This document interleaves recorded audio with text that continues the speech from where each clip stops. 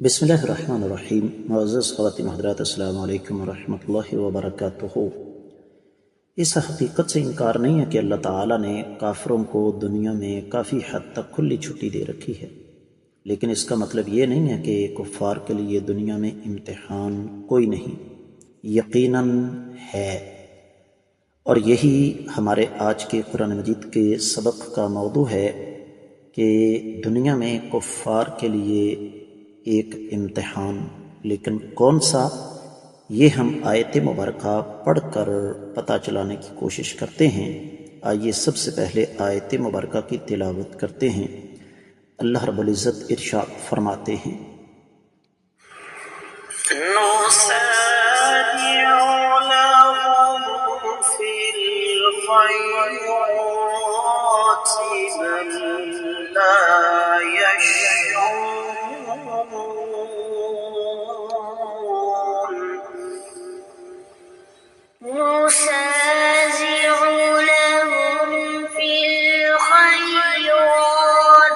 بل لا يشعرون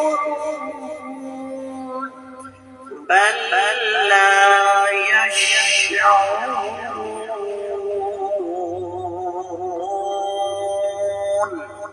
بل لا يشعرون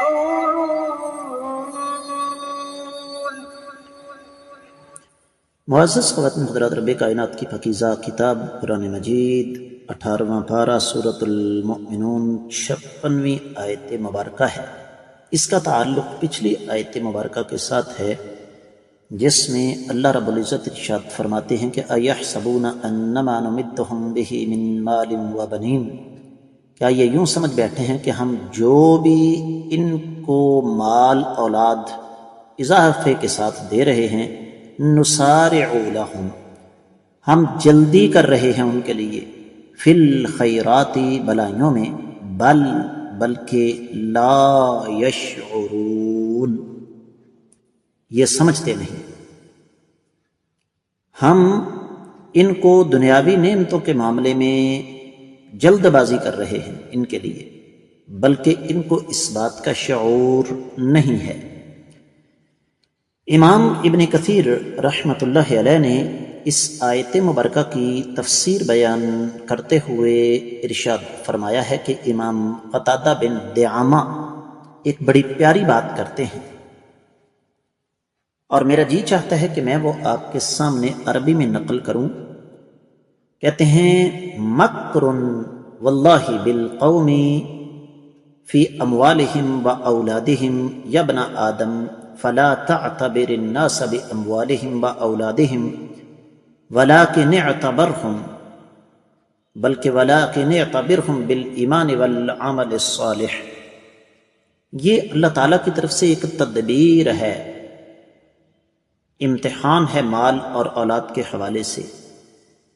اے آدم کی اولاد، کبھی بھی لوگوں کو ان کے مال کی کثرت یا اولاد کی کثرت کی بنا پر مت پرکھو، بلکہ ایمان اور اعمال صالحہ کو مد نظر رکھو۔ اور پھر اس حوالے سے امام الانبیاء محمد رسول اللہ صلی اللہ علیہ وآلہ وسلم کی ایک حدیث بھی میں آپ کی خدمت میں پیش کرنا چاہوں گا۔ اللہ اکبر۔ مسند احمد کی روایت ہے، اگرچہ سند کے اعتبار سے اہل علم نے اس پر کچھ اعتراضات اٹھائے، لیکن مفہوم اس کا بالکل اپنی جگہ پر درست ہے۔ اصل بات یہ ہے کہ جب کسی حدیث کو ہم لیتے ہیں تو یہ ضروری نہیں کہ ہم صرف اس کی سند کو دیکھیں، سند کے ساتھ ساتھ حدیث کا مفہوم اور معانی جو ہیں ان پر بھی غور کرنے کی ضرورت ہوتی ہے۔ بسا اوقات ایک حدیث سند کے اعتبار سے صحیح نہیں ہوتی، لیکن قرآن کی آیات مبارکات اور نبی کریم صلی اللہ علیہ وآلہ وسلم کے دیگر فرامین ہمیں یہ بتاتے ہیں کہ یہ حدیث سند کے اعتبار سے بے شک ضعیف ہے، لیکن مفہوم اس کا بالکل درست ہے۔ تو یہ حدیث بھی انہی میں سے ہے، اور یہی وجہ ہے کہ امام احمد شاکر نے عمدۃ التفسیر میں اس حدیث کو صحیح قرار دیا، اگرچہ شیخ البانی رحمۃ اللہ علیہ اس کو ضعیف قرار دیتے ہیں۔ امام ابن عدی نے الکامل فی الضعفاء میں سلام بن سلیمان بن سوار کی وجہ سے اس کو ضعیف قرار دیا، لیکن امام وادعی فرماتے ہیں کہ جب اس کی سند کو آپ دیکھیں گے تو آپ کو سمجھ آ جائے گی کہ یہ روایت کم از کم حسن درجے کی ہے۔ امام حاکم نے اس کو صحیح قرار دیا اور فرمایا یہ اپنا حدیث صحیح ہے۔ پھر امام دارقطنی رحمۃ اللہ علیہ نے اس حدیث پر بڑی لمبی چوڑی بحث کی، جس کا خلاصہ یہ ہے کہ یہ بے شک موقوف ہے لیکن صحیح ہے، اور شیخ البانی رحمۃ اللہ علیہ بذات خود اس کو سلسلہ حدیث صحیحہ میں صحیح قرار دیتے ہیں، امام حیثمی مجمع الزوائد میں، اور پھر شیخ البانی رحمۃ اللہ علیہ صحیح الادب المفرد میں اس کو صحیح قرار دیتے ہیں، اور شیخ البانی رحمۃ اللہ علیہ بذات خود اس کو صحیح الترغیب میں بھی صحیح قرار دیتے ہیں۔ حوالہ جات اور بھی بہت ہیں، لیکن میں یہ نہیں چاہتا کہ تفسیر کا سبق جو ہے وہ حدیث کا سبق بن جائے، اس لیے میں نے ذرا تھوڑی سی تفصیل بیان کر دی کہ آپ لوگ کہیں تفسیر ابن کثیر اردو والی پکڑیں اور اس میں لکھا ہو کہ حدیث کی سند ضعیف ہے، تو یہ مسند احمد کی سند تو ضعیف ہو سکتی ہے لیکن باقی نہیں۔ بڑی پیاری حدیث ہے، نبی علیہ الصلوۃ والسلام نے فرمایا اللہ تعالیٰ نے جس طرح تمہاری روزیاں تقسیم فرمائی ہیں اسی طرح تمہارے اخلاق بھی تقسیم کیے ہیں۔ اگلا جملہ بڑا قیمتی ہے، اللہ تعالیٰ دنیا تو اسے بھی دیتے ہیں جس سے محبت کرتے ہیں اور اسے بھی دیتے ہیں جس سے محبت نہیں کرتے، لیکن دین اللہ تعالیٰ صرف اور صرف اسے عطا فرماتے ہیں جس سے اللہ تعالیٰ محبت کرتے ہیں۔ تو فرمایا قسم ہے اس ذات کی جس کے قبضے میں میری جان ہے، کوئی بندہ اس وقت تک مسلمان نہیں ہو سکتا جب تک اس کا دل اور زبان مسلمان نہ ہو، اور کوئی شخص اس وقت تک مومن نہیں ہو سکتا جب تک اس کا ہمسایہ اس کی اذیتوں سے محفوظ نہ رہے۔ تو فرمایا صحابہ کرام نے اللہ کے رسول صلی اللہ علیہ وسلم اذیتیں کیا ہیں؟ تو فرمایا دھوکے بازی، ظلم وغیرہ۔ پھر فرمایا جو بندہ حرام مال حاصل کر لے اس کے خرچ میں برکت نہیں ہوتی، اس کا صدقہ قبول نہیں ہوتا، جو چھوڑ کر جاتا ہے وہ اس کے لیے جہنم کا توشہ ہے۔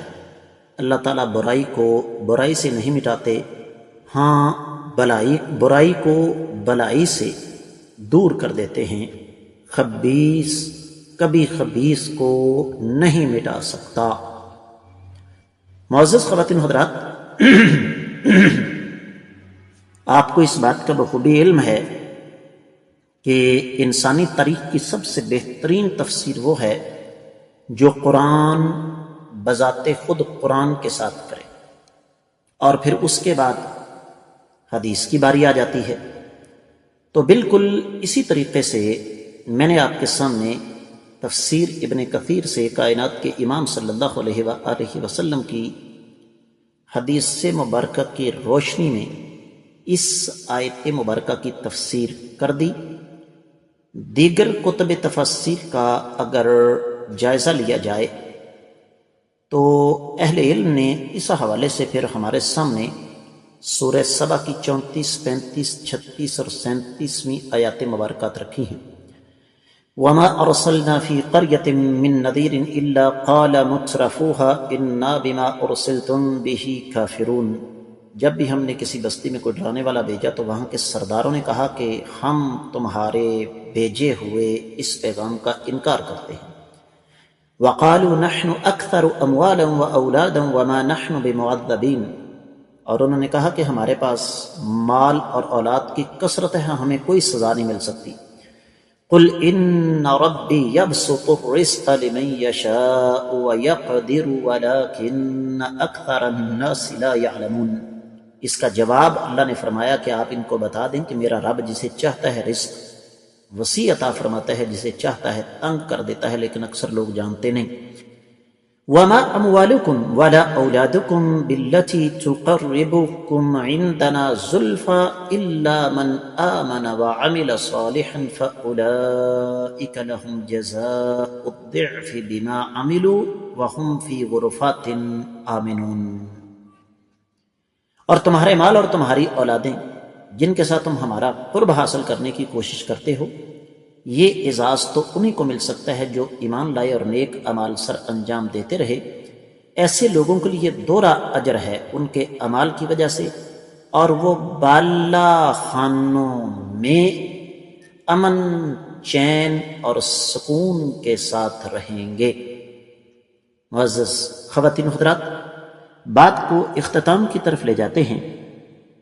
اس آیت مبارکہ کے حوالے سے اہل علم نے بہت کچھ بیان فرمایا، لیکن اختصار کے تقاضے تفصیل کی راہ میں رکاوٹ ہیں۔ آپ کو یہی بتانا مقصود ہے کہ ہم بھی کافروں کی دولت کو دیکھ کر، ان کے مال کی چکا چوند کو دیکھ کر متاثر ہو جاتے ہیں، جو کہ ایک مسلمان اور ایک مومن کو زیب نہیں دیتا، اس لیے کہ ان کا مال، ان کی اولاد دراصل یہ ان کے لیے امتحان ہے۔